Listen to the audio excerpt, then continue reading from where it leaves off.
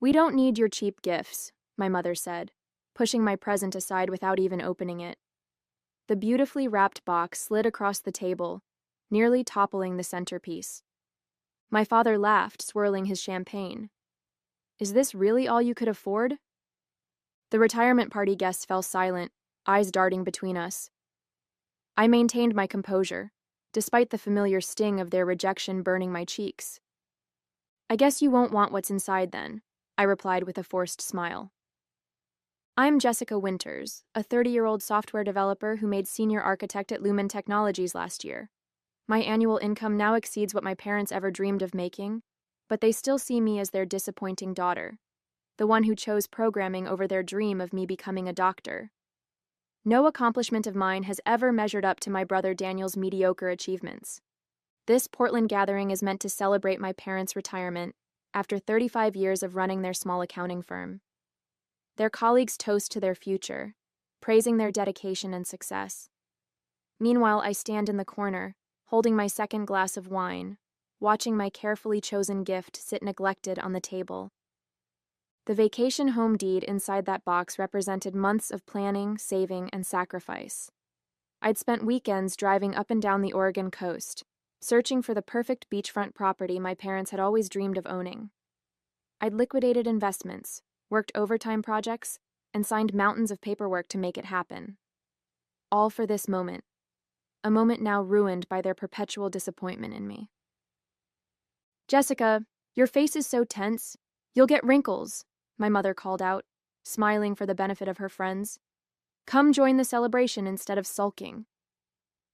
Daniel approached with his wife, Catherine, both giving me sympathetic looks that somehow made everything worse.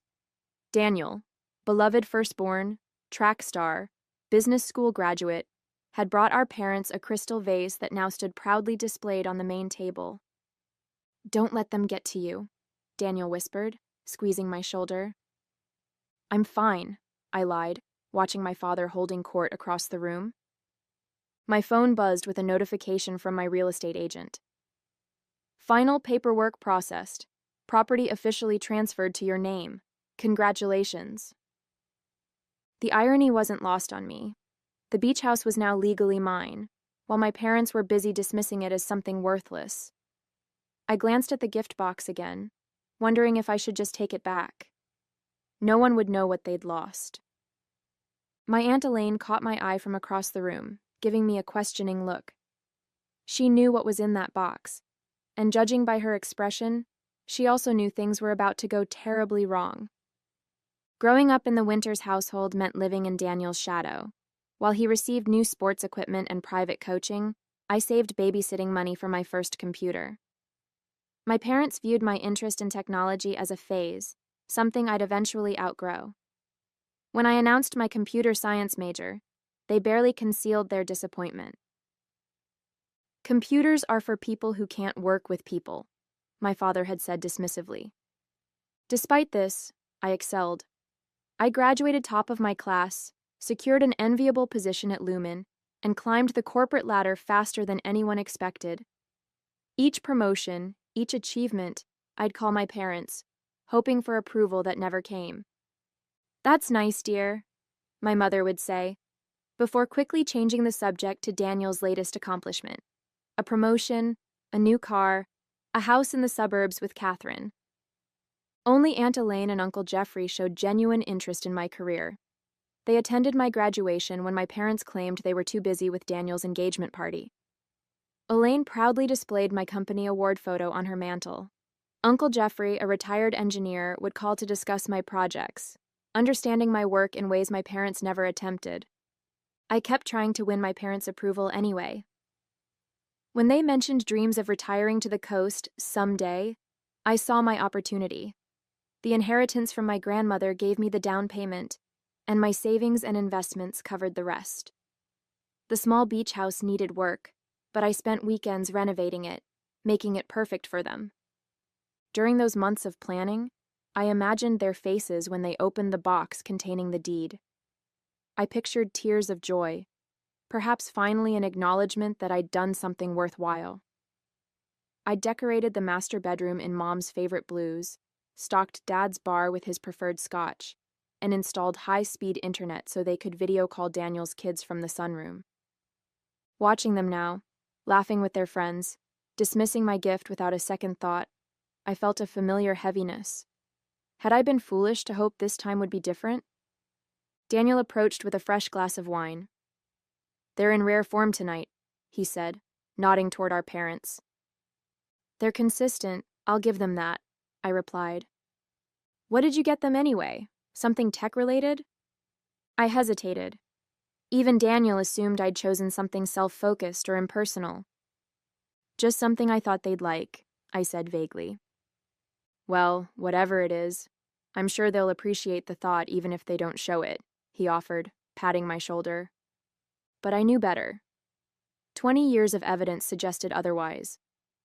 Their brief interaction with my gift had already revealed their true feelings, unfiltered disappointment, even before seeing what was inside.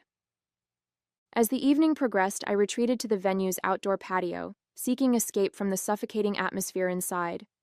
The cool Portland air cleared my head as I stared at the city lights below. My gift remained untouched on the table, a physical manifestation of my parents' indifference. The glass door slid open behind me.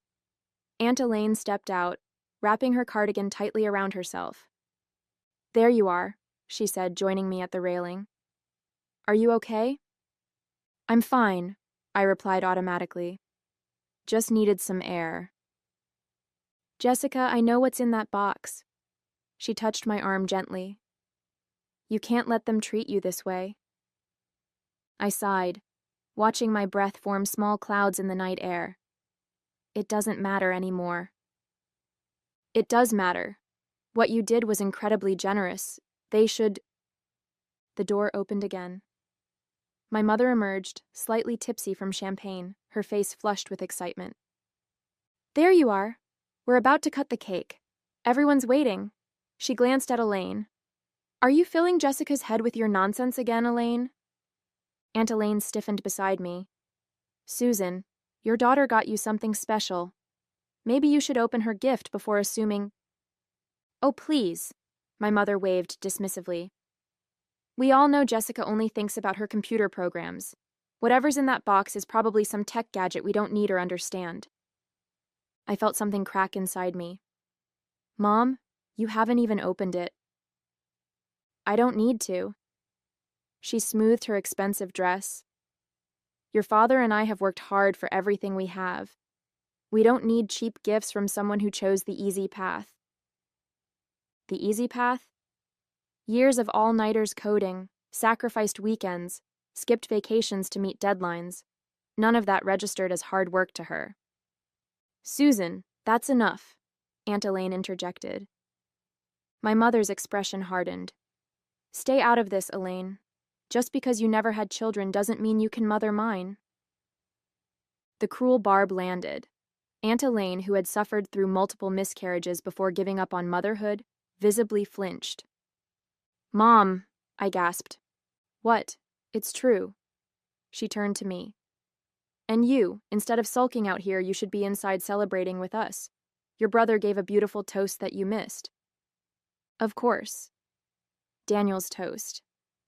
I briefly wondered if he had mentioned me at all. "I'll be in shortly," I said quietly. My mother huffed, then returned inside without another word. Aunt Elaine and I stood in stunned silence. "I'm so sorry," I finally whispered. "Don't apologize for her," Elaine said, her voice tight with emotion. "You know, Jeffrey and I have always been proud of you. The way they treat you. It's not right." Her words hung in the air between us, a truth we both acknowledged but couldn't change. Inside, someone tapped a microphone. My father's voice boomed through the speakers, thanking everyone for coming, especially his successful son, who had followed in his footsteps. No mention of me. I glanced at my phone, at the property notification still displayed on the screen. All that money, all that effort, all that hope, wasted on people who couldn't see past their own prejudice. "I think," I said slowly, "I need to make some changes." Aunt Elaine squeezed my hand, understanding in her eyes. "Whatever you decide, Jeffrey and I are behind you." I nodded, a plan forming in my mind. It wasn't revenge exactly, just a rebalancing of accounts long overdue. The next morning, I woke with renewed determination. After 30 years of seeking approval, I'd finally reached my breaking point. I would confront my parents, make them open my gift, and force them to acknowledge their mistreatment. I arrived at their house just after 10 a.m., giving them time to recover from the previous night's celebration. My gift box, still unopened, sat on their entry table alongside other presents. Jessica? What are you doing here? My father looked surprised as he opened the door. He was already dressed in golf attire, clearly on his way out. We need to talk, I said, stepping inside without waiting for an invitation. About last night, and about my gift. He sighed, checking his watch. Can this wait? I have a tea time with the guys. No, Dad, it can't wait. 30 years of being treated like I don't matter can't wait anymore. My mother appeared from the kitchen, coffee cup in hand. Jessica, don't be dramatic. If you're upset about something, just say it plainly. Fine. You both dismissed my gift without even opening it. You humiliated me in front of everyone. My father rolled his eyes. It's just a gift. We didn't mean anything by it. You literally asked if that was all I could afford. Well, with that plain wrapping, my mother began. Open it, I demanded, pointing to the box. Open it right now. My mother exchanged a look with my father, then reluctantly picked up the box. She unwrapped it slowly, as if bracing for disappointment. When she lifted the lid and saw the envelope inside, her expression remained skeptical. What's this? Some sort of gift card? Read it, I insisted. She opened the envelope and pulled out the deed to the beach house. I watched as confusion gave way to comprehension. This is a property deed? She asked, her voice uncertain. A beach house on the Oregon coast, I confirmed. The one you always talked about wanting. I bought it for you. It's fully paid off, renovated, and furnished. My parents stared at the papers, then at me, speechless for once. Jessica, my father began, his tone softening. This is incredibly generous. We had no idea. For a moment, I felt the satisfaction I'd been seeking. They finally saw me, recognized my success, my generosity. We're so proud of you, my mother added, reaching to hug me. This is the most thoughtful gift. It should have been a perfect resolution. But something felt wrong. Their immediate pivot from dismissal to effusive gratitude felt calculated rather than genuine. Had the value of the gift changed their perception of me or merely their reaction? When can we see it? My father asked, already reaching for his phone. I should cancel my golf game. We could drive out today. My mother was examining the pictures I'd included. It's beautiful, and right on the beach. Wait until we tell everyone. Tell everyone what? I asked. That your disappointment of a daughter actually did something worthwhile? They exchanged uncomfortable glances. Jessica, we never said you were a disappointment, my mother protested. Not in those exact words, I conceded, but you've made it clear my entire life. That's not fair, my father said. We've always supported you. When? When you refused to come to my graduation? When you belittled my career? When you pushed my gift aside without opening it because you assumed it was cheap and worthless? My mother's expression hardened. If you're going to be ungrateful about our reaction, maybe you shouldn't have given us anything at all. And there it was, the familiar dismissal, repackaged as my failure to appreciate their sudden change of heart. You know what? You're right.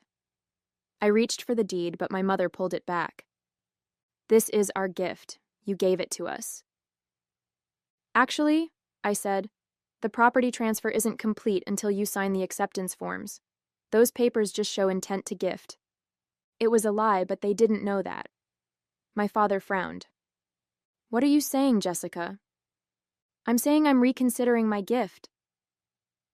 The atmosphere in the room transformed instantly. My mother's face paled, while my father's reddened with anger. You can't be serious, he sputtered. You can't just dangle a gift like this and then take it back. Why not? You rejected it before you knew what it was. That was different, my mother insisted. We didn't know it was something so substantial. The implication hung in the air between us. If they'd known the gift was expensive, they would have treated it, and me, differently. The realization was both illuminating and devastating. So, my worth to you is directly proportional to what I can provide? I asked quietly. That's not what I meant, my mother backpedaled. We've just never seen this side of you before. We didn't realize you were so successful. I laughed without humor. I've been telling you about my promotions and raises for years. You never listened. We listened, my father protested. But you know how it is with technology jobs. We never understood what any of it meant. You never tried to understand, I corrected him. Aunt Elaine and Uncle Jeffrey managed to figure it out. At the mention of Elaine, my mother's expression soured. Of course Elaine would encourage your rebellious streak.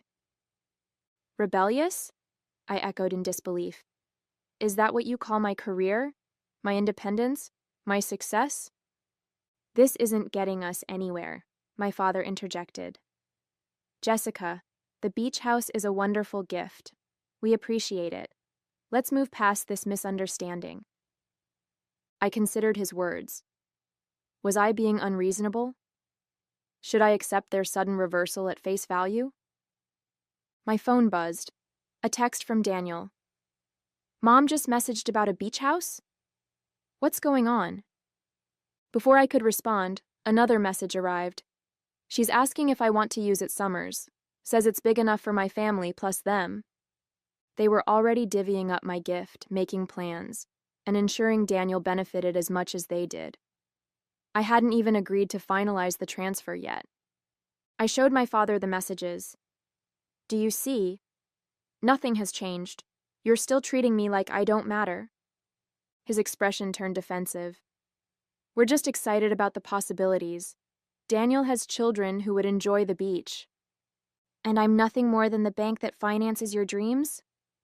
That's enough, my mother snapped. You've made your point. Either give us the house properly or take it back, but stop with the dramatics. Something inside me crystallized in that moment, a clarity I'd been lacking for decades. I didn't want revenge or to hurt them. I simply wanted to stop participating in a dynamic that would never change. Keep the deed, I said, surprising them both. But understand what comes with it. Meaning? My father asked cautiously. Meaning I'm done trying to earn your approval. The house is my final attempt. Use it, enjoy it, share it with Daniel. But don't expect anything more from me. My mother's face hardened. Are you threatening to cut us off over one misunderstanding? It wasn't one misunderstanding. It was a lifetime of them. I moved toward the door. Sign the papers or don't. Your choice. I'll have my lawyer contact you. Jessica, wait, my father called. We appreciate the gift, truly. Don't leave like this. I paused at the door. You know, I spent months choosing that house. I renovated it myself on weekends. I thought it would finally make you see me, really see me. But I realize now that nothing ever will. The truth of my words settled between us, heavy and irrefutable. The keys are in the envelope, I added. The alarm code is your anniversary date. As I walked to my car, my phone buzzed again, Aunt Elaine calling. I let it go to voicemail, needing space to process what had just happened. I'd given my parents what they wanted, but on my terms. It wasn't satisfaction I felt, but something closer to freedom. Only after I'd driven away did another realization hit me. I still owned that house. The transfer notification had confirmed it yesterday. Whatever papers they thought they needed to sign were meaningless. I spent the afternoon at a coffee shop downtown, trying to sort through my emotions. My phone buzzed constantly. Calls from my parents, texts from Daniel, voicemails from Aunt Elaine. I ignored them all, focusing instead on my laptop screen. My fingers hovered over the keyboard as I logged into the property management portal. One click and I could revoke access to the beach house. Another and I could list it for sale. The power was dizzying after decades of feeling powerless. After my third espresso, I finally returned Aunt Elaine's call. "Jessica, what happened?" she asked immediately. "Your mother called me in hysterics about some beach house." I explained the morning's confrontation, including my parting words. "Oh, honey," Elaine sighed. "I understand your frustration, but letting them keep the house seems like surrendering." "I'm not surrendering," I explained. "I'm setting boundaries. They can have the house, but they don't get to have me on their terms anymore." "But they don't deserve such a generous gift after how they've treated you." She was right, of course, but something still held me back from reclaiming the property. Perhaps some lingering hope that the house might eventually change things, or fear that taking it back would permanently sever whatever fragile connection remained with my family. Late that evening, my doorbell rang. Daniel stood on my porch, looking uncomfortable. "Can we talk?" he asked. I let him in reluctantly. He'd always been caught in the middle of my conflicts with our parents, often supporting me in private while maintaining neutrality in public. "Mom and Dad are devastated," he began. "Because they might lose the beach house?" I asked sharply. "Because they think they've lost you," he corrected. "They realize they messed up." I laughed bitterly. "They've been messing up for 30 years, Daniel. This was just the final straw." He sighed, running a hand through his hair. "Look, I know they've always been harder on you. It wasn't fair." "No, it wasn't. But they're trying to make amends. They want to have a family dinner tomorrow at the beach house. A fresh start." I stared at him, incredulous. "They're already using the house?" Daniel looked sheepish. "They drove out this afternoon to see it. Mom called it their dream come true." Of course they had. Without even confirmation that the transfer was complete, they'd claimed the property as their own. "They're inviting the whole family," Daniel continued. "Aunt Elaine and Uncle Jeffrey, too. Mom even apologized to Elaine for what she said at the party." That caught my attention. My mother rarely apologized for anything. "What's really going on, Daniel?" He shifted uncomfortably. "There might be an issue with the property transfer. Dad tried calling your lawyer, but couldn't reach anyone." "Because there is no lawyer," I admitted. "The house is still legally mine. The transfer notification I received was confirming my ownership, not the transfer to them." Daniel's eyes widened. "So you could still take it back?" "Yes." A complex mix of emotions crossed his face. "Are you going to?" It was the question I'd been struggling with all day. The beach house represented years of work, a significant portion of my savings, and countless hours of renovation. But it also represented my last attempt to buy my parents' approval, a pattern I was determined to break. Just then, my phone chimed with an email notification. My heart nearly stopped when I saw the sender, Golden Horizon Realty. The message was brief. "Confirming your interest in listing the coastal property. Our agent can meet tomorrow to discuss pricing and timeline." I didn't remember contacting a realtor. Had I accidentally clicked something in my distracted state at the coffee shop? "Jessica?" "What is it?" Daniel asked, noticing my expression. The email presented an unexpected opportunity, a clean break, a definitive end to this chapter. But was I ready? My phone rang in my hand. Aunt Elaine again. This time, I answered. "Jessica, whatever you're planning, I want you to know something first," she said without preamble. "Jeffrey and I have always dreamed of retiring to the coast, too." The pieces suddenly clicked into place. The next evening, I drove to the beach house, Daniel following in his car. I'd asked him not to tell our parents I was coming. The plan was simple but effective. A clean break with no room for manipulation or misunderstanding. When we arrived, my parents' car was already parked in the driveway, along with Aunt Elaine and Uncle Jeffrey's sedan. The lights were on inside, the ocean waves crashing rhythmically against the shore beyond the back deck. Are you sure about this? Daniel asked as we approached the door. Completely, I replied, my voice steady. I didn't knock. I used my key, walking in to find my parents giving Elaine and Jeffrey a tour of their new beach house. Jessica! My mother looked startled. You came. I did, I confirmed. I wanted to see how you were enjoying the place. It's absolutely perfect, my father gushed. You've done an incredible job with the renovations. We were just telling Elaine and Jeffrey about our plans for summer gatherings, my mother added. I nodded, moving to the center of the living room. Daniel hung back near the door, watching anxiously. I'm glad you like it, I said. But there's been a misunderstanding. I pulled out a folder containing the true property documents. The house isn't yours, it never was. The transfer wasn't complete. My parents' expressions shifted from confusion to dismay. What do you mean? My father demanded. You gave us the deed. I showed you the deed, I corrected. But legally, the house remains in my name. This is absurd, my mother sputtered. You're trying to punish us. No, I'm making a choice. I turned to Aunt Elaine and Uncle Jeffrey. The house belongs to you now. I've already started the transfer process. The room fell silent except for the distant sound of waves. You can't do this, my father finally said, his voice breaking. Actually, I can. And I am. I handed the folder to Uncle Jeffrey. Consider it a gift for the only parental figures who ever truly supported me. My mother collapsed onto the sofa, her face ashen.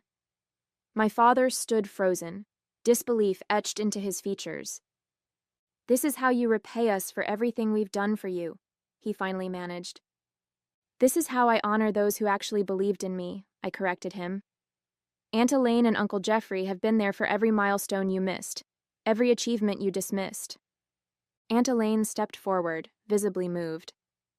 Jessica, we can't accept this. It's too much. You can and you will, I insisted. I've already spoken to my financial advisor. It's all arranged. My mother found her voice. After all we sacrificed for you? What exactly did you sacrifice? I interrupted. You paid for Daniel's education, but made me work through college. You attended his games and ceremonies, but were too busy for mine. You dismissed my career, my choices, and my gifts. The truth hung in the air between us. Jessica, Daniel began cautiously. Maybe there's a compromise. There's no compromise needed, I said. Mom and Dad got exactly what they wanted at the retirement party. The satisfaction of publicly dismissing me. And now I get what I want. The knowledge that this house will be appreciated by people who deserve it. Uncle Jeffrey squeezed my shoulder. We're proud of you, Jessica. Not just for this, but for standing up for yourself. My parents began gathering their things, the dream of their beach house retreat crumbling before their eyes. You'll regret this, my mother warned as they headed for the door. I don't think I will, I replied calmly. After they left, Daniel lingered. That was harsh. That was necessary, I corrected him. For all of us. As I walked onto the deck later that evening, watching the moonlight on the waves with Aunt Elaine and Uncle Jeffrey, I felt no regret, no lingering anger, only peace. The house had found its rightful owners, and I had finally freed myself from the exhausting pursuit of approval I'd never receive. Sometimes the most valuable gift is the one you give yourself, the permission to stop trying to earn love that should have been freely given all along.